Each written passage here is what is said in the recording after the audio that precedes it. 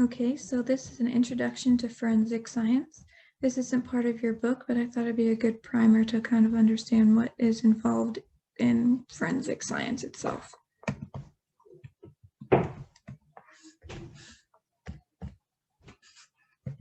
So forensic science comes with a warning. Before you take this class, make sure you're aware of the topics that are covered in this course. We're going through the whole book, so make sure you go through the table of contents of the syllabus to know which topics we're talking about. And it is important that you are comfortable with these topics and understand that at several points during our study, during the semester of these topics, graphic images and videos and illustrations of the crimes will be shown in order to help you understand the topics we are discussing. So make sure that you're okay with it. If you're not, let me know and we'll try to work with you. But forensic science is about crime, and crime can be very graphic. This class is not exactly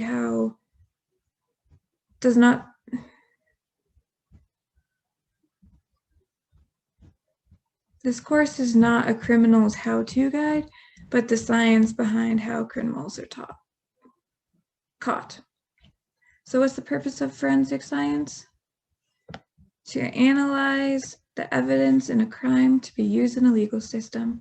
Forensic means crime. So the forensic science is science behind a crime. You, as a forensic scientist, you recognize, collect, process, and analyze the evidence. Evidence can include fingerprints, blood, DNA, hair, drugs, teeth, dental records, metals, footprints, and so on, from a perceived crime scene for use in a court of law.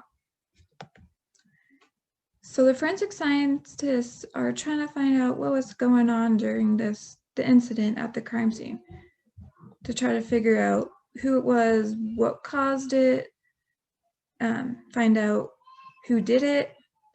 So if you're interested in forensic science, some career goals that you can do are detective, forensic scientist, law enforcement, lawyer, FBI, counselor, and there are many more.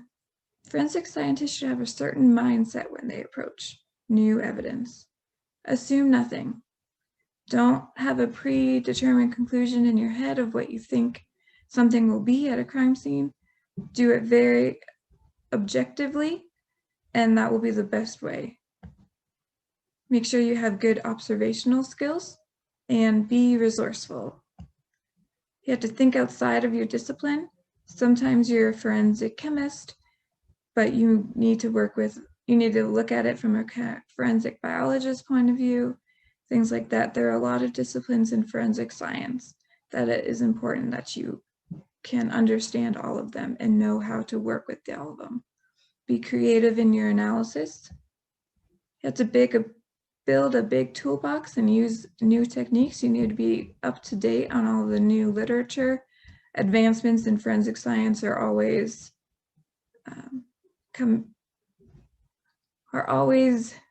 available. They're always new. It's very fluid, and learning more and more about it every day, especially how to get information from trace evidence, the smallest amount of evidence you can have to do analysis. Know the limitations of your different analysis techniques. You can only do as much as your instrument or your technique or your test can do. If you have more questions and need more answers after you did a test, then you can do another test that builds on the other one, or talk to someone else in a different forensic discipline, and they can help get more information out of that evidence. You need to be flexible and be persistent. Forensic scientists, they're not as multi-skilled as TV shows lead us to be. They're on TV shows, it looks like they're all, not all, but they're know a lot more disciplines than usual. Usually you're specialized in one certain discipline and you work with others to get a full picture of the evidence and get to analyze it as much as you can. So forensic scientists, again, are very specialized, so they most often work in a team. Cases are usually prosecuted using several different types of evidence, so you need several different types of forensic scientists. This is a list of specialty assistants to be considered. If you need more help when you're a forensic chemist, these are other forensic scientists that you could utilize, and other way around. This is not inclusive. There are so many different disciplines of forensic science. There's an anthropologist, blood pattern analysis, bomb technician, criminalist, engineer, entomologist, medical examiner, odontologist, which is your teeth, surveyor, and ballistic expert. So the forensic laboratory is where most of the forensic science takes place. The goal of the lab is to extract everything they can from the piece of evidence they have. There are multiple departments in the forensic lab and personnel and methods of analysis. Skilled scientists focus on the specific areas of forensic science, work together. The evidence analysis is very complex and can involve hundreds of people. It involves so many people because you want to make sure that the evidence is processed quickly, efficiently, and accurately. You try to get as many tests as you can done on a certain piece of evidence so you can get as much information out of it as you can. So there are different sections and units in a laboratory. Like I said before, forensic science is a multidisciplinary subject. One of them is chemistry. You use it to test samples for drugs, poisoning, medicine, and so on. Serology specializes in the identification and analysis of blood stains and other bodily fluids like semen and DNA. It also looks at blood typing, so if your blood is A, B, O, so on. Firearms, they test weapons to see which weapon was used in the crime by studying the bullet cartridges. Photography, they use to document crime scene evidence along with videography. And then there are a lot of other sections of the forensic laboratory, but they're usually only found in the big labs, which include arson, explosives, software, computer data, files, documents, audio, and video recordings. So the different disciplines, the main disciplines of forensic science. Again, there are lots of subdisciplines. Criminalistics, they look at the trace evidence and what information they can get from trace evidence. The crime scene, you're looking at the point of the crime and collecting the evidence. Pathology and autopsy is when you perform, so if you're a medical examiner, you perform the autopsy. Entomology includes insects, which are very relevant when bodies are decomposing, especially outside. They can help you determine the time of death based on how old the insects are, what part of their life cycle they are in. Fingerprinting, you look at and analyze the fingerprints found at the crime scene and try to match them to fingerprints in the data system or to a known person. Illicit drugs, you can test which drug it is and how pure it is.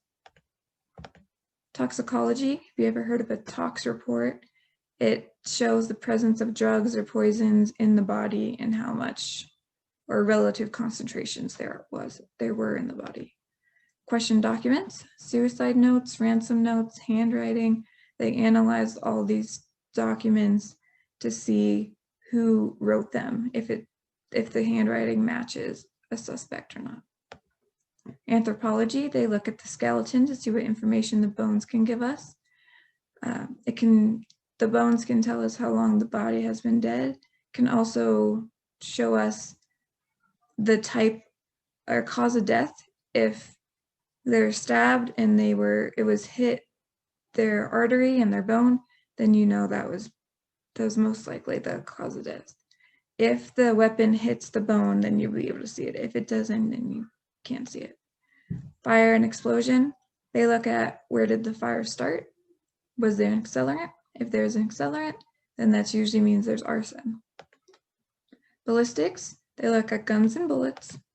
Blood spatter, you look at the size and shape and angle of blood spots in the crime scene, and this can help you determine the force and how many times the person or the deceased was stabbed, for example. Forensic biology, which is serology, is DNA and blood typing. Again, ABO, this blood type. So, crime scene challenge. You have 2 minutes to study the photograph of a crime scene on the next slide.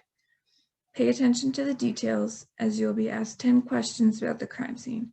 You are not allowed to write anything down until the time is up.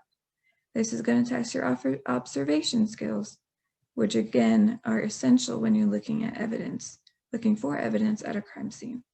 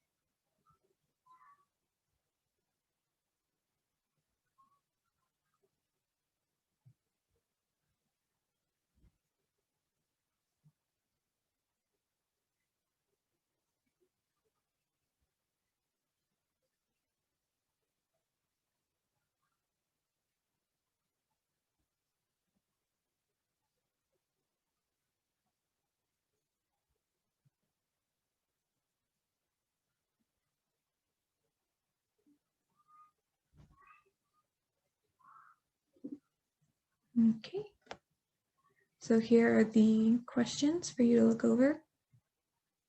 Make sure you read them and you can write down or remember what exactly you saw.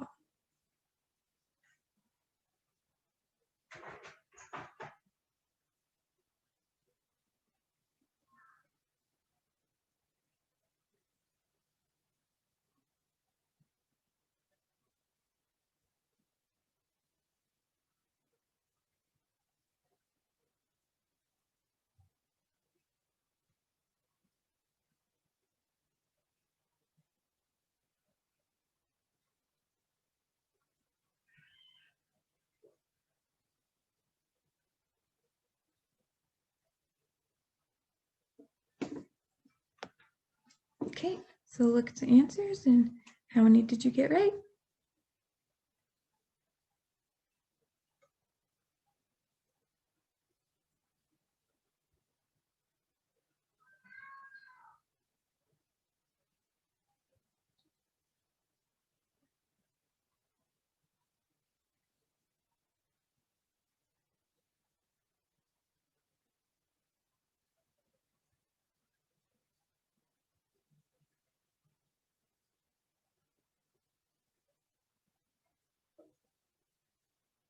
So how'd you do?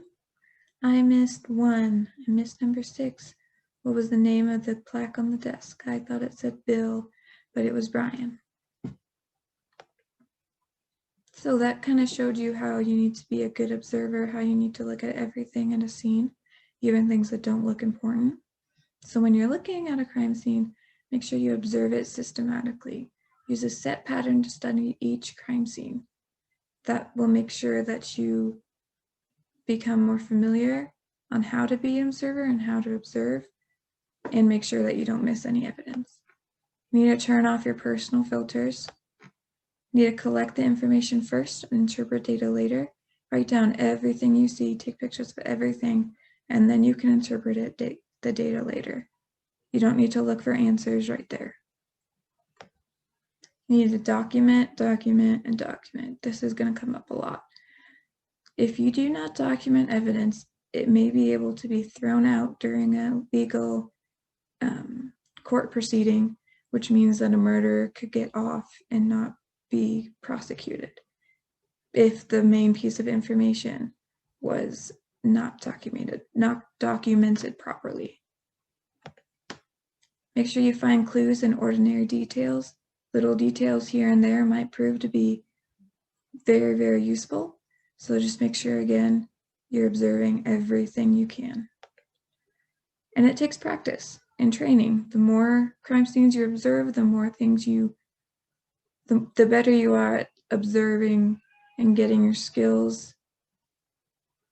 Oh, well, that's not good English. To make your observational skills better, just make sure that you keep doing it. Practice, practice, practice always makes you get better. Okay.